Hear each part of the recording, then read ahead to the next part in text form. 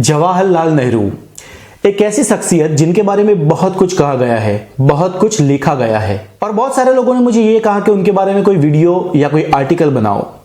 मैंने जवाहरलाल नेहरू के बारे में इंफॉर्मेशन कलेक्ट की। उन पे बहुत सारी कंट्रोवर्सी हुई है। देश के एक तबक्के का ऐसा भी कहना है कि वो बहुत अच्छे नेता नहीं थे, अपने कार्यकाल में उतने प्रभावशाली नहीं थे और कुछ लोगों का ये भी मानना है कि वो एक बेहतरीन नेता थे।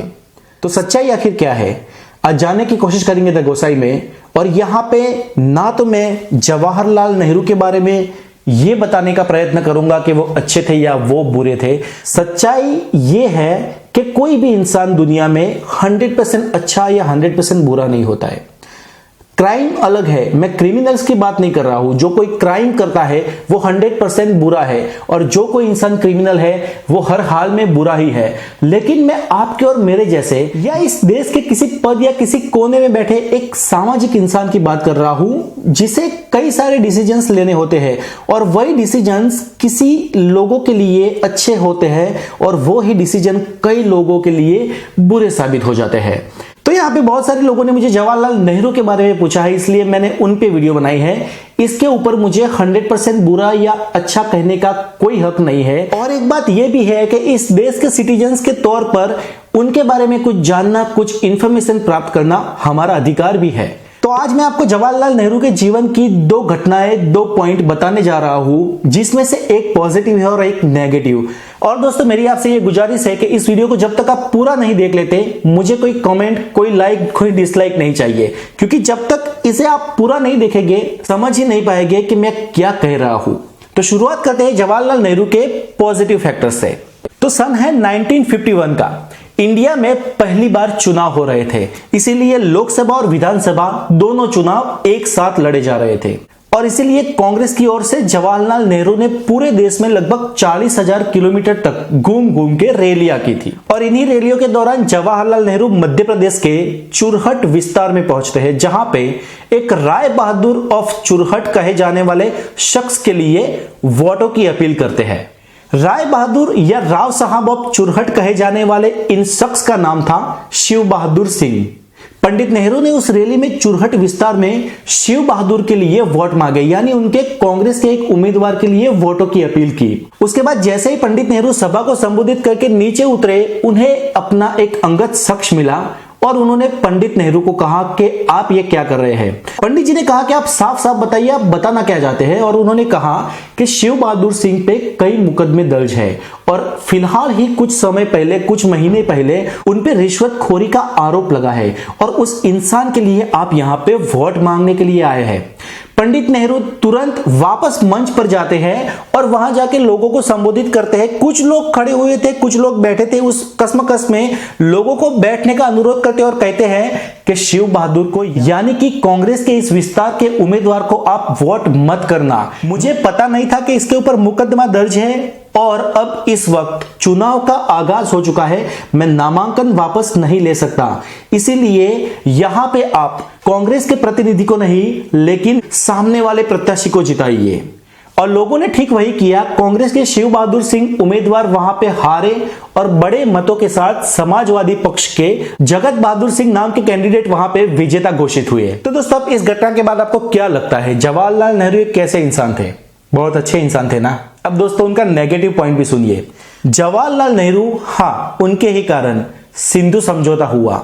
एक बार तो चीनी जब घुसपैठ कर रहे थे तो वो ये भी बोल चुके थे भरी सभा में, संसद में, वो रिकॉर्डेड भी है कि वहां उगता ही क्या है, वहां बर्फ में। और नेहरू जी ने ही सुभाष चंद्र बोस की पड़ताल के लिए जब उस वक्त मांग उठी थी तो उन्होंने चुप्पी साधी थी। नेहरू जी से भी कई सारी ऐसी भूलें हुई है भूतकाल में कि जिनके परिणाम हम आज भी भुगत रहे हैं। तो दोस्तों यहाँ पे सिंपल सी बात बस ये है कि मैं उनके जीवन के दो पहलू आपको दिखाने जा रहा था और ये एक एग्जाम्पल सेट किया है मैंने और वो एग्जाम्पल हम सब पे लगता है, आप पे, मुझ पे, किसी पे भी। हम सब ने अपनी लाइफ में कई सारे ऐसे एक्शन लिए होते हैं कि वो एक्शन कुछ लोगों के लिए बहुत अच्छे साबित होते हैं, कुछ के लिए बुरे। और दोस्तों अभी रियलिटी ये है कि हम इतने कट्टर हो चुके हैं कि किसी हमारे फेवरेबल शख्स के बारे में कुछ सुनना भी नहीं चाहेंगे और हम जिसका विरोध करते हैं उसके बारे में अच्छाई भी सुनना पसंद नहीं करते। और ये एक बहुत खतरनाक बात है। हमें सब कुछ जानना चाहिए, सुनना चाहिए, हमारे पर्सनल ओपिनियंस, हमारी फीलिंग्स फीलिंग्स उनके लिए क्या है वो एक अलग बात होती है। तो दोस्तों यहाँ पे मैं एक ही बात कहना चाहता हूं कि कोई इंसान अगर अच्छा है या बुरा, उसे हम कैसे जानेंगे कि ये अच्छा है या बुरा है? तो सिंपल सी बात ये है कि हमें वो इंसान हमारे लिए क्या महत्व रखता है उस पे फोकस करना चाहिए। मान लीजिए कि कोई कंपनी का कोई मैनेजर है, उसके एम्प्लॉइज को बहुत ही अच्छा रखता है, टाइम पे तनख्वाह देता है, बहुत ही हेल्पफुल रहता है, वो एम्प्लॉइज के लिए बहुत अच्छा है। और अपनी फैमिली के लिए वही इंसान मान लीजिए कि बुरा है, तो वो अपने एम्प्लॉइज के लिए बहुत अच्छा होगा लेकिन फैमिली के लिए बुरा है। और अगर वही इंसान फैमिली के लिए अच्छा है लेकिन एम्प्लॉइज को टाइम पे तनख्वाह नहीं देता, उनको कभी भी निगलेक्ट करता है, बार बार नीचा झुकाता है, एम्प्लॉइज के लिए वो बुरा इंसान है। तो यहां पे दोस्तों बात यह है कि आप अपने कार्यकाल में कैसे है। कोई एक नेता है, वो अपनी पर्सनल लाइफ में जो भी है लेकिन देश के लिए वो अच्छे काम कर रहा है, परफेक्ट डिसीजन ले रहा है, तो जनता के लिए वो अच्छा है, हमें वो चाहिए। लेकिन कोई नेता अपने पारिवारिक जीवन में या पर्सनल लाइफ में या खुद बहुत अच्छा है लेकिन कई सारे डिसीजंस ऐसे दे लेता है जो देश को उससे भरपाई करनी पड़ती है, देश को उससे नुकसान होता है, देश को बड़ा घाटा होता है, तो वो नेता जनता के लिए राइट नहीं है, वो उस पद पे नहीं होना चाहिए। सिंपल ये बात है। मैं किसी नेता की बात नहीं कर रहा हूं, मैं सिर्फ एग्जाम्पल दे रहा हूं। जवाहरलाल नेहरू के बारे में इसलिए बताया क्योंकि उनके जीवन की ये दो घटनाएं हैं, दो अलग अलग पहलू हैं। वो 100% देशभक्त थे, हमारे देश की स्वतंत्रता सेना से वो जुड़े थे और वो इस देश की लोकशाही के भी पुजारी थे। एक टाइम इंदिरा गांधी जी लोकशाही से चूक गए थे, उन्होंने इमरजेंसी ला दी थी, लेकिन जवाहरलाल नेहरू ने अपने जीवन काल में ऐसे प्रसंग आए थे फिर भी वो लोकशाही को पकड़े रहे।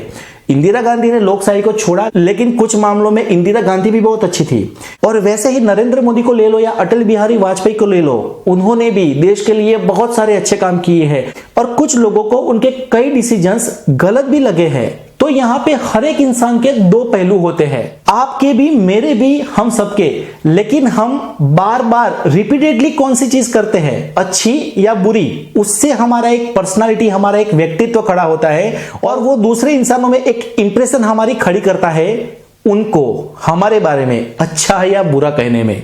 तो हमारे सामने जो इंसान है वो हमारे लिए क्या महत्व रखता है, हमारा उसके साथ कैसा रिश्ता है। अगर वो रिश्ता, वो काम, वो जिम्मेदारी वो इंसान निभाता है तो वो हमारे लिए अच्छा है। और बात दोस्तों यहाँ पे यही है कि हमने जो भी जिम्मेदारियां ली है उसे हम अगर शिद्दत से निभाते हैं, उसे हम फुलफिल करते हैं, तो हम अच्छे इंसान हैं। तो दोस्तों जवाहरलाल नेहरू किसी नेता, मेरे बारे में या किसी के भी बारे में अच्छा या बुरा सोचने के लिए आप स्वतंत्र हैं। आप अपने दिमाग से, आप अपनी राय से ये सोच सकते हैं कि सामने वाला इंसान आपके लिए क्या महत्व रखता है। मैं यहाँ पे इंफॉर्मेशन, एक नॉलेज की चैनल चलाता हूँ और अगर मैं आपको रॉन्ग डायरेक्शन में ले जा रहा हूँ, रॉन्ग इंफॉर्मेशन देता हूँ, गलत बार बार नॉलेज देता रहता हूँ, तो मैं बुरा हूँ, मेरा चैनल बुरा है। लेकिन अगर आपको मैं राइट डायरेक्शन में ले जा रहा हूँ और आपको सही इंफॉर्मेशन देता हूँ, सही चीजों से अवगत करवाता हूँ, तो मेरा चैनल अच्छा है। बस इतनी सी सिंपल सी बात है दोस्तों कि हमें यही समझना है कि सामने वाला इंसान अपने कर्तव्य में, अपने कार्य में, अपनी जिम्मेदारियों में खड़ा उतरता है या नहीं। तो दोस्तों आज के लिए इतना ही। इसके बारे में अगर आपके कोई भी सुझाव है, कोई भी क्वेश्चन है, मुझे कमेंट जरूर करें और अगर आप नए हैं तो दगोसा को जरूर सब्सक्राइब करें। Have a good day, take care.